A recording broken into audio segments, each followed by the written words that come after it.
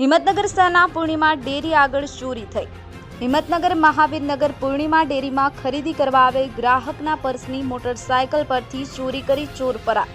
હિંમતનગર શહેરના પૂર્ણિમા ડેરી આગળ સવારે તારીખ 6/5/2024 અને 11 વાગે મહાવીરનગર પૂર્ણિમા ડેરી આગળ દાદાએ સ્કૂટર મૂકી અને પૂર્ણિમા ડેરીએ ગયા।